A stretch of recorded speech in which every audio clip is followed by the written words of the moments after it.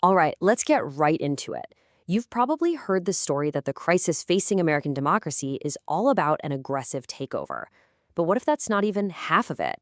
Today, we're going to act like forensic investigators, digging into the deep structural failures that made the whole system so fragile to begin with. And right out of the gate, our source material hits us with this really provocative idea. It argues that to really get what's happening, you can't just look at the burglar.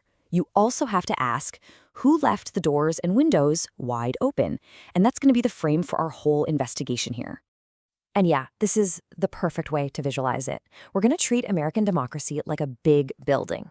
And we're going to do a full structural assessment. We're talking about looking for cracks in the foundation, weak spots in the walls, all the way up to the vulnerabilities in the executive suite. So here's our plan. First, we'll map out that overall architecture of failure. Then we'll zoom in on what our source calls democratic self-disarmament. After that, we'll look at the simultaneous total transformation of the GOP. And we'll wrap up by looking at a pretty ambitious four-part plan to actually fix things. Okay, so let's start with that big picture. The key takeaway here is that this isn't about one election or one person. What we're looking at is a systemic rot that's been setting in for decades.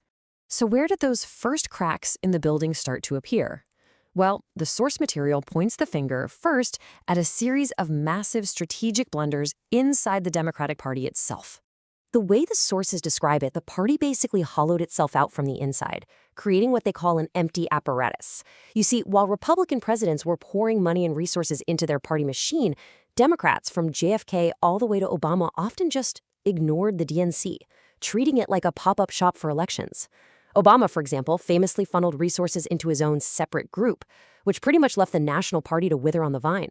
The result? By 2016, Hillary Clinton was handed the keys to a party that was nearly broke.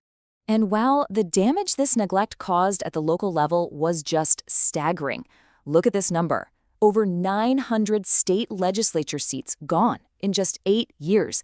This wasn't just losing an election. It was a total retreat from the political ground floor. And it had a very specific, very damaging, and very long-lasting consequence. And that consequence is called gerrymandering. See, by giving up control of all those state governments, Democrats handed their opponents the pen to literally redraw the political maps. This allowed them to basically engineer districts that would lock in their own power for an entire decade, making a ton of seats completely safe and insulating politicians from what the voters actually wanted. But it wasn't just about party infrastructure. The analysis also points to a huge cultural disconnect. It argues the party kind of retreated into this bubble, this courtly culture of elites, focusing more on academic theories about identity than on the real-world economic fears of their traditional voters. And the language they used, words like intersectionality, just felt totally alienating and elitist to a lot of people. It created this massive gap. And finally, there's what's called the Lawfare trap. The whole strategy of relying on lawsuits and the courts to fight Trump, well, according to this analysis, it backfired. Big time. It played right into his hands, allowing him to paint himself as a victim of a weaponized justice system. And that narrative not only fired up his base, it actually resonated with other voters who were already skeptical of big institutions. But look, this democratic self-disarmament didn't happen in a vacuum. While one party was letting its foundation crumble, the other was going through a completely radical change of its own, morphing from a party of policy into a personal vehicle for a single leader. And honestly, nothing captures this better than this one quote from The Guardian. The takeover of the Republican National Committee in early 2024. It wasn't just a routine leadership change. It was a full-on purge. The source calls it an absolute bloodbath. And that tells you everything you need to know about the complete capture of the party machine. So let's break down how this actually happened. It was a pretty clear playbook. First, you install absolute loyalists at the very top. Second, you immediately fire dozens of experienced people, anyone who might not be on board. Third, you start redirecting the party's money to help with personal problems like legal bills. And fourth, you use the party's power to demand total conformity in Congress. This wasn't just a shuffle, it was a hostile takeover of the entire infrastructure. And you can see the result of that takeover right here. I mean, it is just night and day. In 2016, you had a detailed policy platform. By 2020, that was all gone. It was replaced with a single page that basically just said, "We support the president." The party of ideas had become the party of one person. And this transformation has a goal that goes way beyond the party. It's about reshaping the government itself. One of the key tools for that is something called Schedule F. Now, this isn't just shuffling a few jobs around. This is a plan to potentially reclassify up to 50,000 career civil servants, scientists, experts, analysts, and turn them into political appointees who can be fired at will. It would fundamentally dismantle the idea of a neutral government workforce.